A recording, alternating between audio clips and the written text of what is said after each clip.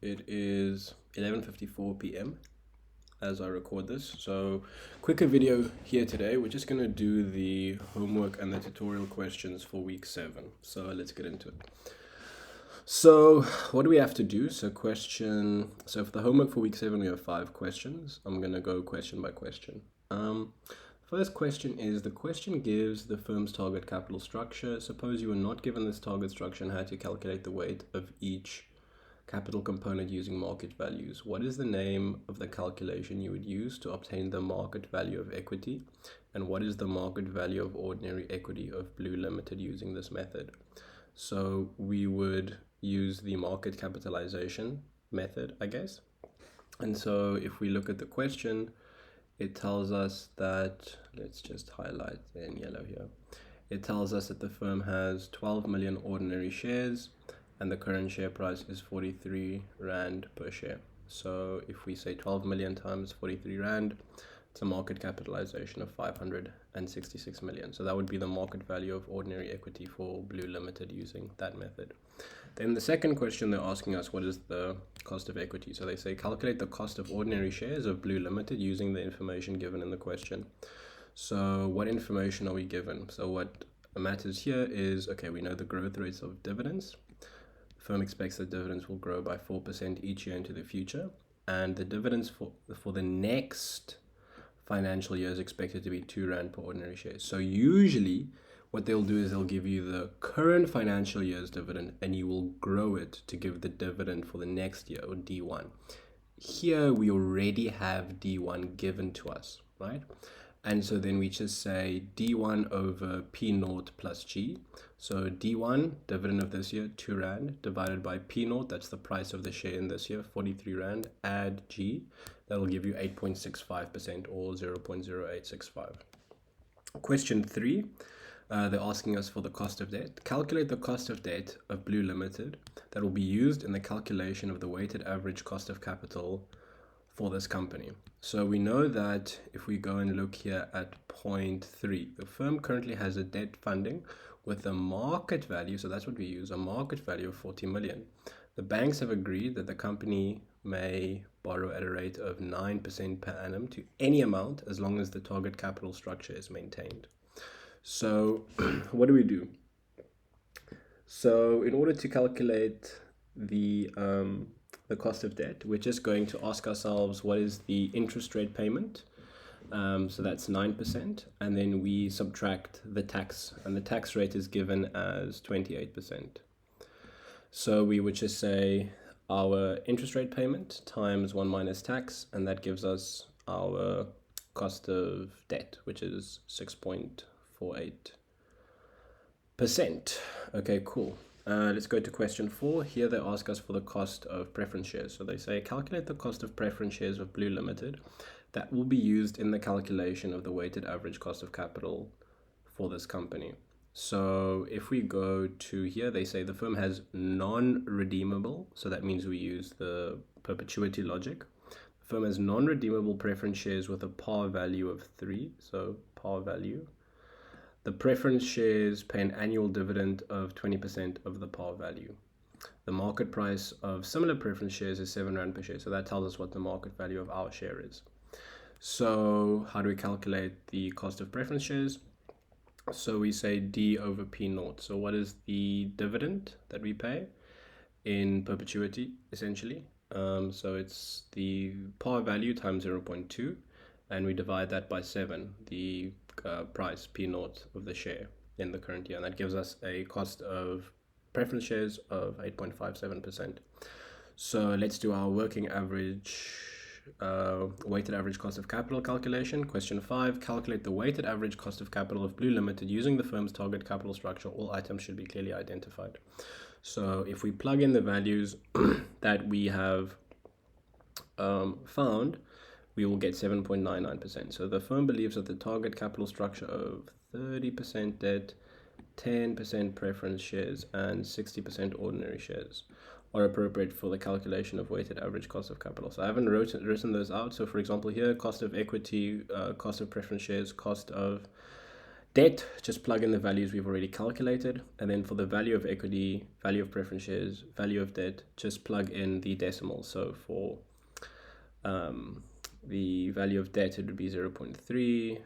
The value of preference shares is 0.1, and the value of equity would be 0.6. So plug that into your calculator, divide it by, well, 1, because when you're summing up percentages, you get 100% or 1. That gives you a weighted average cost of capital of 7.99%. Easy, quick. Let's go to the tutorial questions. So question 1, all this information, let's just see what they want from us. Using the weighted average cost of capital as the benchmark, advise the CFO on whether she should approve this shoemaking project in the Free State. Now, some people have told me nothing good ever happens in the Free State. I guess that's what this question wants us to determine. Is it possible for something good to happen in the Free State? So the first question, we need to use the weighted average cost of capital to advise on the project. Let's look at the project information that they give us. So the project would need a total of 45 million Rand. I have that here. And it would generate a return of 18%. So that's going to be our benchmark. So if the weighted average cost of capital is greater than 18%, it essentially means that what it costs us to conduct this project is greater than what we get from the project. So if the weighted average cost of capital is greater than 18%, we won't continue with the project, or we'll tell the CFO don't do it. If it's less, we'll say it's fine, we're making a profit. What's also important to note here, it's going to happen during the next financial period ending on the 3rd of May 2025. Okay, so now let's go about calculating the weighted average cost of capital. So we know that we earn 12.5 million Rand.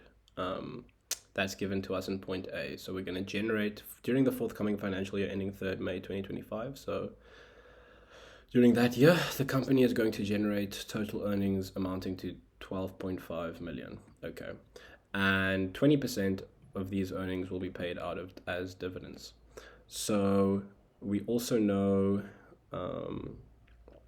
that the costs associated with raising new equity amount to 11%. I equals 11% there. G is 7%, so the earnings and dividends are expected to grow at 7% like forever. And the dividend that was paid out in year 0, sorry, let me just highlight this properly. The dividend that was paid out in year 0, let me just have a look at it.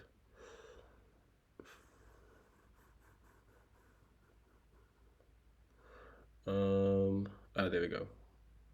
Year 0, because I was paid in the last financial year. So because it's the last financial year, the dividend is 58.74, and it's D0, not D1. So what is our sort of ideal capital structure that they want? It is 0.26 debt, 0.74 equity, so 26% debt, 74% equity. What they also say is that we can raise 1.6 million. So this is point E. The company can raise 1.6 million by selling a bond in perpetuity. It has a face value of 1.8 million and a coupon rate of 13%. So we know that we're going to get 1.6 million. It's got a face value of 1.8 million. The coupon rate is 13%. So 13% of the face value, that means that we are going to pay, I guess, interest payments, if you want to call it that, of 234,000 per annum. We have a tax rate of 28%. We also know that the share has a market value of 392.6 Rand per share. So now, if we go and figure out, given the optimal capital structure they want from us, how are we going to go about actually funding this project? So the project costs 45 million Rand. So 33.33 million Rand has to come from equity. And there are two distinct sources of equity, either the equity that we raise by selling new shares or retained earnings. Retained earnings also count as equity. So if you look at the question, how do I get to 10 million and 23.33 million? So we know that they tell us, what is this? So we're going to generate earnings of 12.5 million Rand. And as per the company policy, 20% of these earnings will be paid out as dividends. So if you say 12.5 million times 0.8, that's going to give you 10 million. And so obviously if the equity is only comprised of retained earnings and equity that we raise, by selling shares, and we need 10 million in retained earnings, or we have 10 million in retained earnings, that means the other 23.33 million we have to raise equity for. And then also obviously 0.26 times 45 million means that 11.7 million of the project has to be funded with debt. So let's calculate our weights. So retained earnings, it's 10 million divided by 45. So 22% of the cost of the project is going to be paid for using retained earnings. We take the equity, when we raise our equity because we don't have enough retained earnings, that's going to be 23.33 million over 45, which is roughly 0.52. And then debt is just what they gave us, 0.26. But obviously the 0.22 and the 0.52 sums to 0.74, and everything sums to 1 or 100%. So what is the cost of debt? So it's going to be the 13% coupon rate on the face value of the bond divided by the market value of the bond, or the par value. Am I getting my terms confused? Anyway, the present value of the bond. So 0.13 times 1.88 million divided by 1.6 million. So the cost of debt is 0.1463. That is, I guess, the effective interest rate that the business is paying on its bond. And then the cost of retained earnings, the general formula that we have for that is going to be your dividend in the next year divided by the price of a share in the current year plus the growth rate. So we know that the growth rate is 0.07 or 7%, and we know that the dividend in year 0 was 58.74. So 58.74 times 1.07 divided by 392.6. 392.6 is the value of an ordinary share in year 0. We add 0.07, we get 0.2301. That gives us the cost of, this is cost of retained earnings. Yeah. So we use a similar formula. So we just take our dividends in the next year, we multiply it with 1.07, divide by the value of a share in this year, and add 0.07. So when we do our cost of equity, it's essentially an identical thing, but what we do have to factor in here is our, I guess you can call it the floating costs. So they say in point B, the costs associated with raising new equity capital amount to 11% of the total amount raised. So that is to say, so our dividend in the next year, D1, the value stays the same. We calculate it the same way. Our share value P of naught, or P naught, stays the same. But now the fixed cost, I guess you can call it a negative value, is 11%. So when we figuring out the value that we get, per share that we're now issuing, we have to reduce it by 11%. So when you do that calculation, your cost of equity is 0.2512. So we've got our cost of debt, we've got our cost of retained earnings, and we've got our cost of equity. Or if that's confusing, we've got our cost of debt, we've got our cost of retained earnings, equity, and we've got our cost of ordinary shares, equity. And then you just plug that into the formula of the weighted average cost of capital. So for example, you will take the 0.2502 times 0.52. So we already said in the previous question that the weight for equity is 0.52, okay? And we've now calculated that the cost of the equity is 0.2502. Sorry, I made it look like a 1 there. I might have made a mistake. It's either 0.2512 or 0.2502. But you get the idea. And then you'll just do that. So for your cost of retained earnings, it'll be the cost of retained earnings 0.2301 times the weight 0.22 plus the weight of debt 0.26 times the cost of debt 0.1463 divided by 1. And so your weighted average cost of capital will be 20.18%, which is greater than 18%. So you will tell the CFO, you know what, it is correct what they say. Nothing good ever happens in the Free State. Don't approve the shoemaking project. Okay, let's go on to question 2. So what they want from us is to calculate the weighted average cost of capital for each interval between the different breaking points. I think this might not be fully tested in the test tomorrow, but some people said there might be a few extra marks for it, so I'll just quickly go over it because it's actually quite simple. So in this question, so they tell you this is the optimal capital structure: 60% ordinary shares, 25% debt. So 60% ordinary shares, 25% debt, and 15% preference shares. We got that. They tell us that all net profits are paid out as dividends and that the cost of ordinary shares is 20.96%. Since there are no retained earnings, the entity will sell 7.2 million new ordinary shares at 5 Rand per share. The cost of new issue of ordinary equity is 22%. Okay, so we're ready from this question. We know that our cost of equity, when it pertains to our ordinary shares, is 0.2096. We know that our retained earnings is 0. We know that when we sell our ordinary shares, we sell 7.2 million ordinary shares at 5 Rand a share, but we have a floating cost of 22%. And then they also tell us the first 10 million Rand of debt financing can be obtained at an interest rate of 16%, and then any additional debt financing will cost 18%. They also tell us that we have an infinite amount of preference shares we can sell to the public, obviously limited by our optimal capital structure, and that the new issue will cost 12%. So just issuing them costs us 12% of what we get. So that's our floating cost. And the firm's marginal tax rate is 27%. Okay, so how do we go about doing this? So when we calculate our breaking points, we will first say, okay, our ordinary share capital, we said 5 Rand, 7.2 million Rand, that gives us 36 million Rand. Remember, we just want to know the total ordinary share capital, so we don't care about the floating cost for now. So the break point that we get there for our ordinary share capital is 36 million, because that's the total amount of ordinary share capital that's available to us. And then in terms of debt, the breaking point for debt is going to be 10 million divided by 0.25. So it's going to be 10 million, which is the first 10 million of debt that we get, divided by 0.25, which is our optimal capital structure.